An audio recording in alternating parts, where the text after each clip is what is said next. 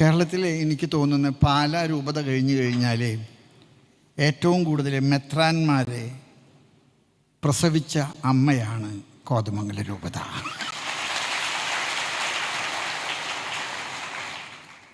അതൊരു പക്ഷേ നമ്മുടെ രൂപതയുടെ കുടുംബങ്ങളുടെ കുലീനത്വവും തറവാടിത്വവും പ്രകടിപ്പിക്കുന്ന ഒരു അടയാള നക്ഷത്രമായിട്ടാണ് ഞാൻ കാണുന്നത്.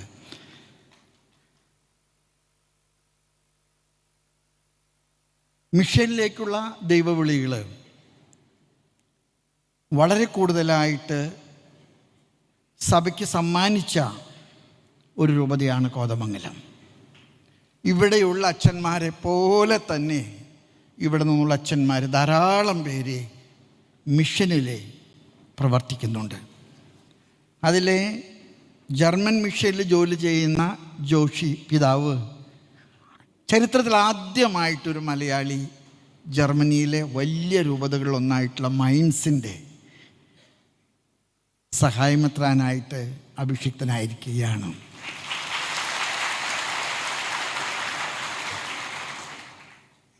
ജനങ്ങൾക്ക് എല്ലാവർക്കും അത് മനസ്സിലായിട്ടില്ലെങ്കിൽ പോലും പിതാവ് ഞങ്ങളെ സംബന്ധിച്ചിടത്തോളം ഈജിപ്തിലെ രാജാവിനെ സഹായിക്കാൻ നിയുക്തനായ പൂറ യൗസേപ്പിൻ്റെ പ്രതീകമാണ്.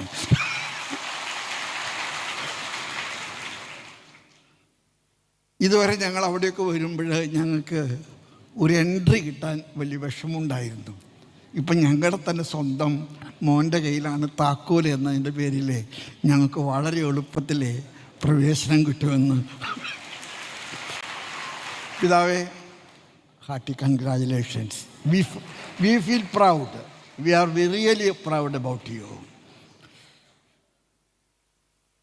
ഈ കോതമംഗലം രൂപതയെക്കുറിച്ചിട്ട് ഞാനിങ്ങനെ ഏറ്റവും കൂടുതൽ ചിന്തിച്ചപ്പോഴും നടപടിയുടെ പുസ്തകത്തിലെ 2-ാമത്തെ അധ്യായത്തിൽ 42 തുടങ്ങി 44 വരെയുള്ള വചനങ്ങൾ എൻ്റെ ശ്രദ്ധയിൽപ്പെട്ടു. അത് ആദിമ ക്രൈസ്തവരുടെ ചില പ്രത്യേകതകളായിരുന്നു. അവർക്ക് ഏറ്റവും വലിയ അറിവിൻ്റെ സ്രോതസ്സ് വിശുദ്ധ ഗ്രന്ഥമായിരുന്നു. വചനം പഠിക്കുക, വചനം വായിക്കുക.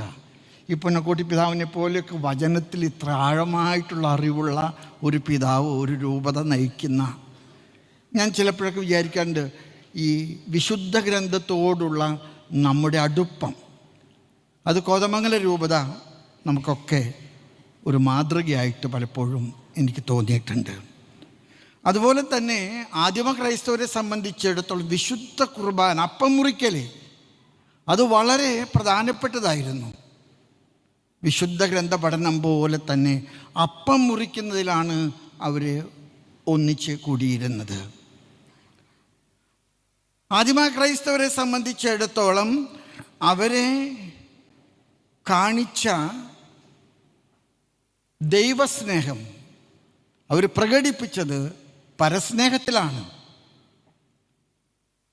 അവർക്കുള്ളത് മറ്റുള്ളവർക്ക് കൂടെ പങ്കിടുന്നതിന് അവർ കാണിച്ചിട്ടുള്ള വലിയ ഹൃദയത്തിൻ്റെ വലുപ്പം. ഞാനിത് പറയാൻ ആഗ്രഹിക്കുന്നത്, നമ്മുടെ എല്ലാ രൂപതകളിലും സാമൂഹ്യ പ്രവർത്തനത്തിന് വളരെയേറെ ഊന്നൽ കൊടുക്കുന്നുണ്ട്.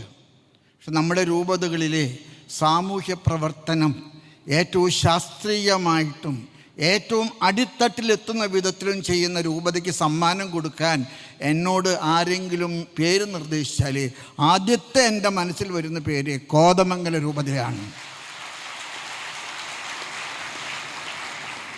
ഈ കോതമംഗലം രൂപതയുടെ ചില പ്രോജക്റ്റുകൾ സത്യം പറഞ്ഞ മറ്റു രൂപതകൾക്ക് എന്തുമാത്രം ആവേശവും ആത്മാവിൻ്റെ നിറവും നൽകുന്നുണ്ട്. കോതമംഗലം രൂപതയുടെ സാമൂഹ്യ പ്രവർത്തനത്തിനെ മുഴുവൻ അവർ വിളിക്കുന്ന സേവ എന്നാണ്. ഒരു സേവ, ഇത്ര മനോഹരമായിട്ടുള്ളൊരു പ്രയോഗമാണ് സേവ. കുടുംബങ്ങളെ ദത്തെടുക്കാനും കുടുംബങ്ങളെ കുടിപ്പാർപ്പിക്കാനും കോതമംഗലം രൂപതയെ ചെയ്യുന്ന സാമൂഹിക പദ്ധതികൾ ഏറെ പ്രശംസനീയമാണ്. ഞാൻ ചിലപ്പോഴൊക്കെ വിചാരിക്കാറുണ്ട്, നമ്മുടെ പാവപ്പെട്ട കർഷകർക്ക് പശു ഉണ്ടായിരുന്നു, പാലുണ്ടായിരുന്നു, പക്ഷെ ഇതിനൊക്കെ വില കിട്ടാത്തൊരു കാലഘട്ടം ഉണ്ടായിരുന്നു. പശുവിൻ്റെ പാലും അവൻ്റെ അധ്വാനവും ശാസ്ത്രീയമായിട്ട് കോതമംഗലം രൂപത കർഷകർക്കും പാവപ്പെട്ടവർക്കും അനുകൂലമാക്കി തീർത്തപ്പോൾ ഉണ്ടായിട്ടുള്ള നിങ്ങളുടെ ജീവ മിൽക്ക് സൊസൈറ്റി, അത് എനിക്ക് തോന്നുന്നു ചരിത്രത്തിലെ ഒരു അടയാള നക്ഷത്രമാണ്. ഗവൺമെൻറ്റിന് പോലും ചെയ്യാൻ പറ്റാത്ത ഒരു കാര്യം നിങ്ങൾ ജനങ്ങൾക്ക് വേണ്ടി ചെയ്തതാണ്. പാലുൽപാദിപ്പിക്കുന്ന ക്ഷീരോത്പാദകർക്ക് അവൻ്റെ കഠിനാധ്വാനത്തിന്, അവൻ്റെ കഷ്ടപ്പാടുകൾക്ക്, അവൻ്റെ കണ്ണുനീരിനെ അർഹിക്കുന്ന വില നൽകാനായിട്ട്, അതുപോലെ തന്നെ പാലിൽ നിന്ന് മറ്റു ഉൽപ്പന്നങ്ങൾ സൃഷ്ടിക്കാൻ, തൈര്, മോര്, നെയ്യ്, ഇതെല്ലാം ഉൽപ്പാദിപ്പിക്കാനായിട്ട് നിങ്ങൾ ചെയ്യുന്ന പ്രവർത്തനം ഉണ്ടല്ലോ, അത് ഇവിടുത്തെ കർഷകർക്ക് നിങ്ങൾ കൊടുക്കുന്ന വലിയ തണലാണ്, നിങ്ങൾ കൊടുക്കുന്ന വലിയ ശക്തിയാണ്. അതുപോലെ തന്നെ എൻ്റെ മനസ്സിൽ എപ്പോഴും തോന്നിയിട്ടുള്ള ഒരു ചിന്തയാണ് കർഷകരുടെയും ആരോഗ്യ സംബന്ധമായിട്ടുള്ള പ്രശ്നങ്ങൾ. കഠിനമായിട്ട് അധ്വാനിക്കുമ്പോൾ അവനൊക്കെ നേരിടുന്ന ആരോഗ്യ പ്രശ്നങ്ങൾ, അതിനൊക്കെ ഒരു ഇൻഷുറൻസ് സ്കീം നമ്മുടെ കേരളത്തിലും സിറോ മലബാർ സഭയിലും അല്ല മറ്റുള്ള പല രൂപതകളിലും വെച്ച് നോക്കുമ്പോൾ ഏറ്റവും ആദ്യമായിട്ട് തുടങ്ങാനായിട്ട് ചങ്കൂറ്റം കാണിച്ച രൂപതകളിലെ ഉദയനക്ഷത്രമാണ് കോതമംഗലം രൂപത. കോതമംഗലം രൂപതയുടെ പ്രേക്ഷിത മുന്നേറ്റം ഭയങ്കരമാണെന്ന് എനിക്ക് തോന്നുന്നത്. 10 മിഷണറി മെത്രാന്മാരെ പ്രസവിക്കാൻ ഈ അമ്മയ്ക്ക് കഴിഞ്ഞു. കുടുംബാസൂത്രണമൊന്നും ഉണ്ടായിട്ടില്ലെന്ന് എനിക്ക് തോന്നുന്നു. 10 മിഷണറി മെത്രാന്മാർക്ക് ജന്മം കൊടുക്കാൻ ഈ രൂപതയ്ക്ക് കഴിഞ്ഞു എന്ന് പറയുമ്പോഴത് എത്രയോ വലിയൊരു കാര്യമാണ്. അതായത് സീറോ മലബാർ സഭയുടെ ചക്രവാളങ്ങൾ കേരളത്തിൻ്റെ അകത്തു മാത്രമല്ല കേരളത്തിന് പുറത്തുമുണ്ട്. ഞാൻ ചിലപ്പോൾ ഓൾ ഇന്ത്യയിൽ നമുക്ക് ജൂറിസ്ഡിക്ഷൻ കിട്ടുന്ന സമയത്ത് ലാറ്റിൻ ബിഷപ്സുമായിട്ടൊക്കെ ചിലപ്പോൾ തർക്കിക്കേണ്ട വന്നിട്ടുണ്ട്. നമ്മുടെ പിതാക്കന്മാർ തന്നെ പലപ്പോഴും എന്നോട് അക്കാര്യത്തെക്കുറിച്ചിട്ടൊക്കെ അഭിപ്രായ വ്യത്യാസം പറഞ്ഞിട്ടുണ്ട്. ലാറ്റിൻ സഭയ്ക്ക് ധാരാളം മിഷണറിമാരെ കൊടുക്കുന്ന സീറോ മലബാർ സഭയ്ക്ക് ഇന്ത്യ മുഴുവനും മിഷൻ പ്രവർത്തനം നടത്താൻ അവകാശമില്ലെന്ന് പറയുമ്പോൾ അതിൻ്റെ ഒരു വേദന ഭയങ്കരമാണ്. അത് പരിശുദ്ധ പിതാവ് ഫ്രാൻസിസ് മാർപ്പാപ്പ തീർത്തതാണ് മാർപ്പാപ്പയുടെ ഇന്ത്യയിൽ മെത്രാന്മാർക്കുള്ള കത്ത്. എല്ലാ മെത്രാന്മാരോടും പറഞ്ഞു, India is equally open for the zero Malabar church. ഞാൻ അവസാനിപ്പിക്കുന്നതിന് മുൻപ് മിഷണറി ദൈവവിളികളെ ഇനിയും കൂടുതലായിട്ട് നമുക്ക് കൊടുക്കണം. കോതമംഗലം രൂപത പ്രസവിച്ച നല്ല മിടുക്കിയായിട്ടുള്ളൊരു കുട്ടിയാണ് ഇടുക്കി രൂപത.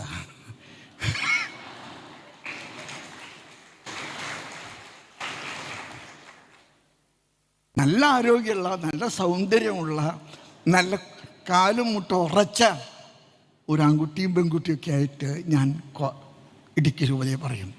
ഒരുപക്ഷെ അന്ന് ഇടുക്കി രൂപത വിഭജിക്കുന്നതിന് പിതാവ് കാണിച്ച ഒരു കാഴ്ചപ്പാട് ഇടുക്കി രൂപതയുടെ വളർച്ചയ്ക്ക് എത്ര പ്രയോജനകരമായിട്ടുണ്ട്. ഞാൻ അവർക്ക് എന്ത് കിട്ടി അല്ലെങ്കിൽ അവിടെ എന്തുണ്ടായിരുന്നു ഇതൊന്നുമല്ല ഞാൻ പറയുന്നത്. ഇടുക്കിയെ വേർതിരിച്ച് അതൊരു പുതിയ രൂപതയാകണമെന്ന് കോതമംഗലം രൂപത തീരുമാനിച്ചത് 2003 ജനുവരി 15. അതൊരു ചരിത്ര സംഭവമായിട്ട് നമ്മുടെ സഭയുടെ ചരിത്രരേഖകളിൽ എഴുതപ്പെടുമെന്ന് എനിക്ക് ഉറപ്പുണ്ട്.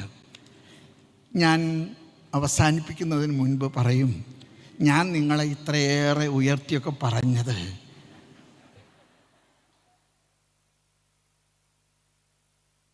നിങ്ങളുടെ ദൗത്യം തീർന്നിട്ടില്ല എന്ന് നിങ്ങൾ ഓർമ്മപ്പെടുത്താനാണ്. ഇനിയും നിങ്ങൾ ധാരാളം ഇടപെടണം. നമ്മുടെ കുടുംബങ്ങളിലെ പ്രാർത്ഥനകളുണ്ടാകണം. നമ്മുടെ അനുദിന ബലിയിൽ സജീവ പങ്കാളിത്തം ഉണ്ടാകണം. നമ്മുടെ മിഷണറി മൂവ്മെൻറ്റുകൾക്ക് നമ്മൾ ആളുകൊണ്ടും അർത്ഥം കൊണ്ടും കരം കൊടുക്കണം. അങ്ങനെ കോതമംഗല രൂപതയുടെ നിർണായകമായിട്ടുള്ള ഇടപെടലും സ്വാധീനവും കൊണ്ട് കേരളത്തിൽ സീറോ മലബാർ സഭയ്ക്ക് മിഷൻ ചക്രവാളങ്ങളിലെ ഒരുപാട് ഉയരങ്ങളിലേക്ക് വളരാൻ ഇടയാക്കാൻ കോതമംഗലം രൂപത കാരണമാകട്ടെ എന്ന്, അതിന് നിങ്ങൾ ഈ നിറവ്, ഈ ജൂബിലിയുടെ വേള, ഈ 70ൻ്റെ സന്തോഷം, ഈ നവതിയുടെ സന്തോഷം നിങ്ങൾ പ്രയോജനപ്പെടുത്തണമെന്ന് നിങ്ങളോട് ആത്മാർത്ഥമായിട്ട് അഭ്യർത്ഥിച്ചുകൊണ്ട്, നിങ്ങൾ ചെയ്യുന്ന എല്ലാ നന്മകൾക്കും അഭിനന്ദനങ്ങൾ അറിയിച്ചുകൊണ്ട് ഞാൻ എൻ്റെ വാക്കുകൾ നിർത്തുന്നു. നന്ദി, നമസ്കാരം.